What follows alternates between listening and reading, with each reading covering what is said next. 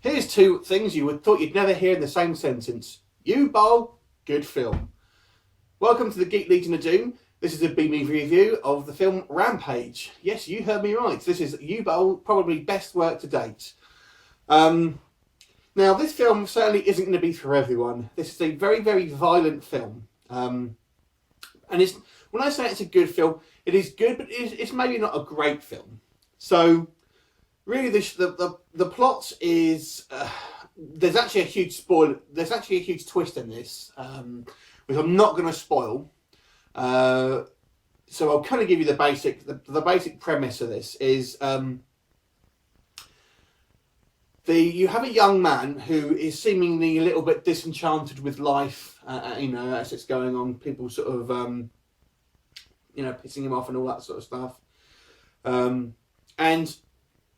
he basically decides to kind of go on a killing spree, a little bit like sort of Falling Down, or it's maybe a little bit more similar to the more recent God Save America. And we have maybe sort of 30 minutes of setup, sort of getting you introduced to the sort of the main character, and from there the rest of the film is literally the rampage. And he basically has ordered this. He basically orders this kind of like Kevlar suit, and then just decides to go on a killing spree, and it's pretty brutal stuff. So obviously you're gonna enjoy this if you can kind of not be too sort of put out by the sort of the real life shootings that obviously happen in this sort of day and age, especially in places like America, that you have all these sort of reports of these sort of psychopaths basically going on a killing spree, because this is obviously very, very much like that. But there is a story in it as well, and like I said, I can't go too much into that without sort of spoiling it, because it's quite good. Now, this film was written, produced, and directed by U-Bowl, as I say. So first of all, I'll maybe go on to the kind of negatives. The only really negative I have to say this was in the initial 30 minutes, as I say, and a few bits in between, you have those kind of like quick cuts where it's kind of showing you a bit of like, a bit of like film footage or a kind of thing, like a kind of interview tape, that sort of thing. And they're kind of, it's a little bit cliche, and that kind of stuff. And it's a little bit very much like a U-Bowl's earlier work, and it kind of feels a little bit sort of cheapy and sort of this is just kind of like trying to look important and things like that.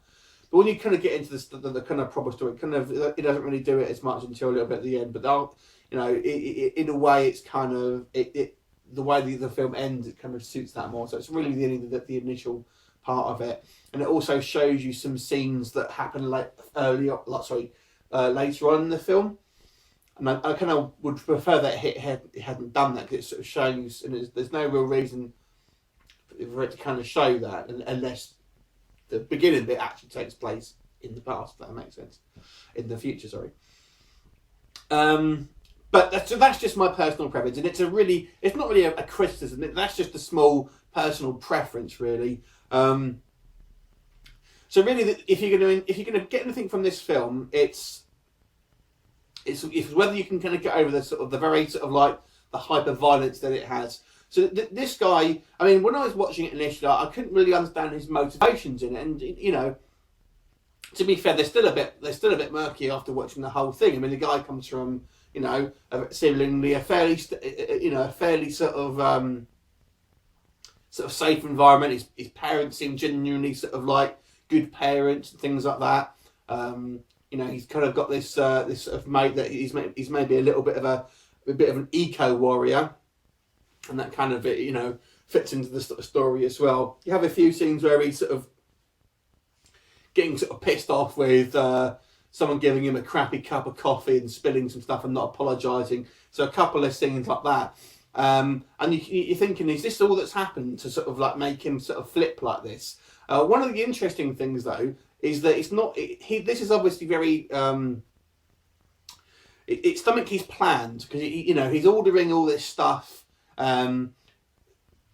the body armor and stuff like that, and then he's actually sending it to his friend's house and things like that, so he doesn't sort of like get traced to it. So this is obviously sort of, you know, premedicated and sort of. So you can't just say he's had this sort of defining moment where he kind of just flips and decides to sort of go on a, you know, on a killing spree like you have in, say, like the movie Falling Down. This is obviously more of a, you know, a planned thing.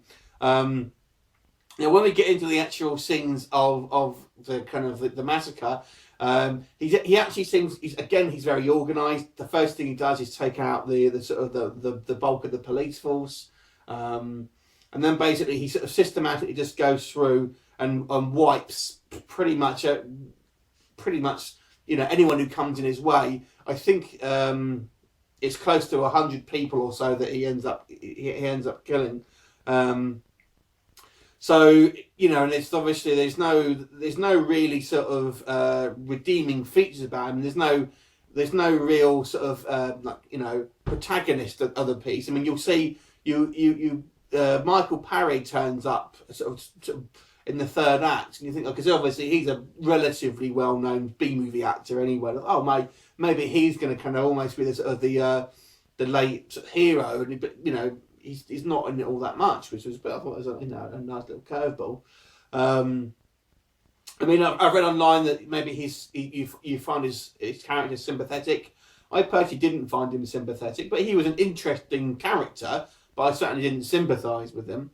But you know, his performance was very good. I thought the acting overall was fairly good. And like I say, the main thing with this film it's certainly Ubal's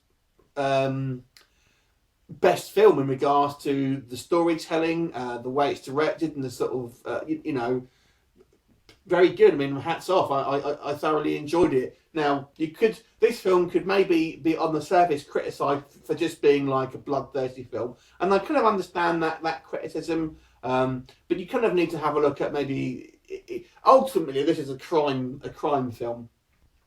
Yes, it's a very hyper-violent crime film, but that's basically what it is, and it's showing you through the eyes of this guy. I sometimes wonder if this is almost a sort of response to sort of like people sort of playing Grand Theft Auto, and you know, because it's almost some of the point of view, the sort of point of view and over the shoulder shots. It almost looks a little bit like Grand Theft Auto, like this is what would happen if you did this stuff in real life, and it's almost like, well, you know, people sort of. It's one of the biggest games there is, and this is what would really happen.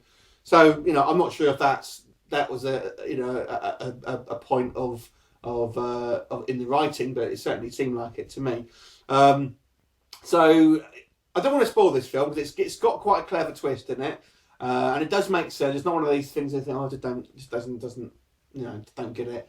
So I'm going to give this film a 9 out of 10. I actually enjoyed it. But only watch this film if you are not disturbed by very, very cold-blooded violence. Because if you are, then it's not going to be a film for you. But if you kind of, you know, if you are looking for a thought-provoking film, it does even have some sort of, you know, environmental messages as well.